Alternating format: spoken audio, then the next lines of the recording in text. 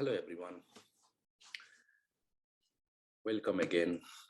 My name is Naresh Chetri and I'm an adjunct instructor of computer science at Lindenwood University. Today in this video, we are going to talk about the event concept, which is the one most important thing in the JavaScript and in the jQuery. So as you can see, there are several events: mouse event, keyboard events, form events, document events. They all are used for our website or generally for the web programming. So the event is nothing but it is some sort of user interaction. I mean, when the user try to click over there, when user use the mouse, or when user use the keyboard or something like that. So there are many things, something like mouse click, as you have seen on the website. They are trying to make the interactive. So some of the examples here we can see when the user click over the mouse, when we move the mouse over something, or when we move mouse away from something. There are something certain like, or when we hover the mouse, when we put the mouse over something, it will show some description or some more text about it. And when we enter the text, this means when you provide your email or password, then it will automatically check whether it is right or wrong. The authentication is done. And another thing is when our documents completes the loading, so that comes under the load event. So these are some types of user interaction that is generally done in our daily use and in the website every time. So here, what we are trying to do is we are trying to write the code and try to handle that event. So the code means here we write, although everything is inside the HTML, and then we go over the JavaScript and then over the jQuery. We write the code and handle the events. So code is specified as a function. As we have said, there is a default function given. So we try to write over that, and sometimes that function is referred to as callback function in the sense that that is automatically called. So if you remember,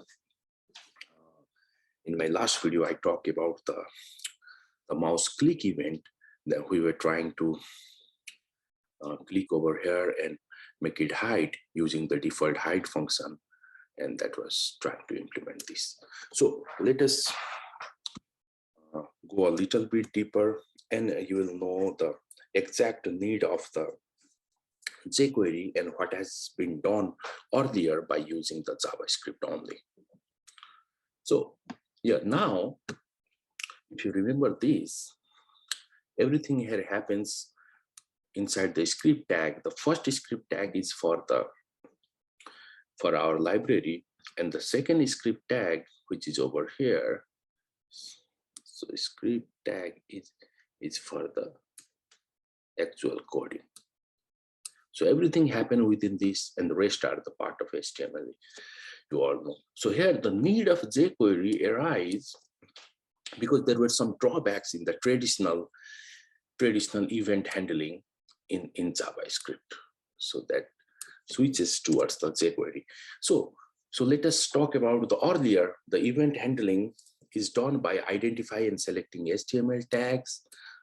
So see, for example, the HTML tags like paragraph, or the tags like heading, say for example, heading 2, and we try to do the events, and we have to name the events and specify the function to execute the events. It means something, it is like it is done in something in the manual way. Yep. But now this gets little complicated if you are using only pure JavaScript. Means pure in the sense we are using only JavaScript, no use of jQuery. So but But now most programmers now use the library, as we already know that the jQuery library that is included by this SRC over here. And what happens after you use the library? We already know this library has more than 9,000 plus lines of code. That is nothing but the jQuery code. They are already predefined, and that what is dot is it is the HTML tag selection. So inside that we can easily select the tag. For example, here we are trying to select the paragraph tag, and we are trying to use the hide function. And also one important thing, it simplifies the event naming. So event, which event? Here we are trying to do the click event, and it's provide the built-in handlers to do the common task. I mean, here we are using the predefined code to do the same task again. So this means we are reusing the code over there. So you don't have to write the whole code. We can use only the hide method, and the definition of this method is inside that library. So, and how it is included? Included through the SRC attribute, as we have already known the SRC attribute to include that library file. Yeah, that's it. The file is the jQuery.min.js, that including 9,000 lines of plus lines of the code. And you already know this file is a JavaScript file by the extension.